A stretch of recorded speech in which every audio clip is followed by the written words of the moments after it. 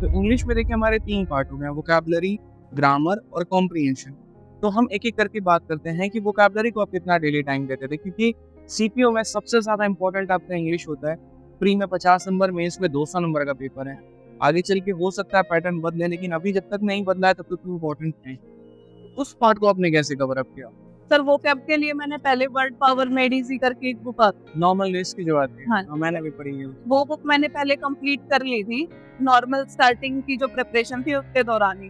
उस बुक से मेरे को बहुत हेल्प मिली। वो करने के बाद वन वर्ड सब्स्टिट्यूशन में कभी एक minute, word power made easy को आपने पढ़ा कैसे, ये भी थोड़ा बताओ, क्योंकि उसका पढ़ने का सही तरीका क्या है? कल मेरे पास ऑफलाइन में इंस्ट्रूमेंट आई थी, सर ये आपने कहा वर्ड पावर मेड इजी, हम तो लेकर आ गए। मैंने पेज नंबर 517 के बाद से पढ़ा है।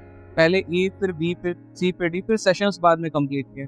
47 सेशंस है उसके अंदर। आपने कैसे पढ़ा उसको? सर मैंने उसको डे वाइज ही पढ़ा है, लाइक जैसे वो चैप्टर वाइज है, वन बाय वन, डायरेक्टली एकदम से जंप नहीं किया कि बाद वाले चैप्टर्स पे पहले वाले को स्किप करके। उसके बाद उसमें लास्ट में क्वेश्चंस भी होते हैं जो उसी चैप्टर से होते हैं, वो मैंने साथ साथ कवर किए थे। और जब नेक्स्ट डे मैं कर रही होती थी तो पिछले वाले जो बैक एक्सरसाइज होती थी उनको रिवाइज ये फिर बहुत next स्मार्ट कला है। मैं मानता हूँ कि आप अगर कभी भी अगले दिन जब नया वोकैबुलरी पढ़ने जाते हैं तो आप पिछला जरूर रिवाइज करिए। अक्सर लोगों को लगता है नहीं कौन याद करेगा, क्या पता फिर कुछ कम शब्द याद हो जाए, क्या फायदा, फिर आगे ही बढ़ते हैं। बट वो आगे बढ़ते बढ़ते आप पीछे भूल जाते हो।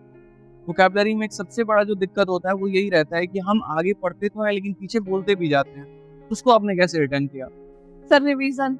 रिविजन। हाँ जी, मैं रिवीजन, मैंने वर्ड पावर मेड इजी को 10 बार तो पढ़ा ही होगा। जो उसके पीछे के सेक्शंस होते हैं ना एक्सरसाइज वाला, वो मैंने उनको फिर एक रजिस्टर में नोट डाउन कर लिया था ताकि जो मेन वर्ड होता था फिर उसको ही बार बार मैंने रिवाइज किया था। उसको ही बार-बार रिवाइज कर लिया। ठीक है, तो आपने खुद के भी नोट्स बनाए थे वोकैबुलरी में?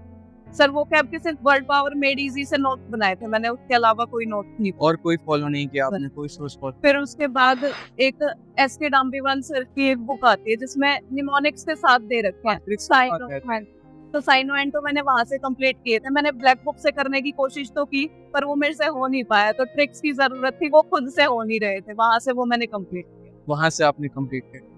नेक्स्ट बात करते हैं हम ग्रामर के बारे में। तो आपने ग्रामर कैसे कंप्लीट किया? Sir grammar Neetu Singh ma'am की वॉल्यूम 1 सिर्फ वही बुक करी थी, क्योंकि बेसिक्स इंग्लिश मीडियम स्कूल था तो सर बेसिक्स ठीक ठाक थे। वहां से एक बार कंप्लीट करने के बाद मैंने मिरर ऑफ कॉमन एरर्स करी थी, जो बुक मेरे को सबसे बेस्ट लगी अपनी प्रिपरेशन के दौरान। मिरर ऑफ कॉमन एरर्स, वहां से सारे एरर्स क्लियर हो गए थे और एक भी एरर कभी गलत नहीं हुआ मेरा वो बुक कंप्लीट करने के बाद। वो भी मैंने 10 से 12 बार पढ़ी है और प्रैक्टिस करे क्वेश्चन। एक बच्चों को ये किताब के बारे में कम पता है, मिरर ऑफ कॉमन एरर। हालांकि मैं आपको बता दूं, इसमें चैप्टर वाइज आपका एरर दिया गया और एक बहुत अच्छी किताब है। मतलब जब भी आप कोई चैप्टर पढ़ते हैं, जैसे नाउन आपने पढ़ लिया, तो नाउन के बाद आप मिरर ऑफ कॉमन एरर से नाउन की प्रैक्टिस कर सकते हैं और एक्सप्लेनेशंस भी काफी शानदार हैं इसके। साथ में कई सारे एग्जाम्स के क्वेश्चंस भी दिए गए हैं, क्योंकि हमने भी पढ़ा उसको, तो काफी अच्छी किताब है ये। ठीक है, और बच्चों को बहुत डायरेक्टली फायदा भी मिलता है इससे। ठीक है, तो आप इसका एप्लीकेशन भी डाउनलोड कर सकते हैं। हाँ जी, एप्लीकेशन भी डाउनलोड कर सकते हैं इसका। कुछ बच्चों ने इसका ऐप बना के डाला हुआ है, तो फ्री में आप डाउनलोड कर सकते हैं। Mirror of common error by एक ही सिन्हा करके है ना? हाँ, एक ही सिन्हा करके आप टाइप करोगे तो आ जाएगा। बहुत अच्छा। तो ग्रामर का पार्ट आपका वहां से कंप्लीट रहा। ग्रामर में बच्चों को ये दिक्कत आता है कि जब हम चैप्टर वाइज एरर लगाते हैं तो कंप्लीट हो जाता है, और जब मिक्स एरर लगाते हैं तो हम फंस जाते हैं।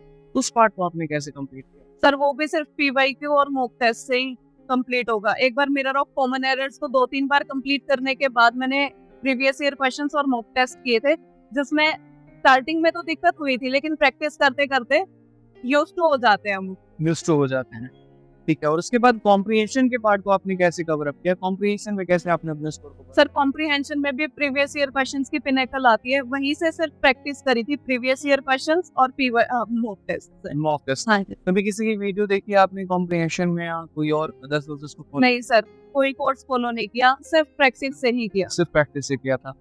ठीक है, हम खुद आपके पास में हैं, आपके साथ में हैं, आपके बगल में हैं। ठीक है, आपके कंधे पे अपना हाथ रखे हुए हैं, बस आप पढ़िए। ठीक है, चलिए तो मिलेंगे अगली वीडियो में। आज के लिए दोस्तों इतना ही। अच्छे से पढ़ाई करिए, खुश रहिए, मस्त रहिए, ध्यान रखिए।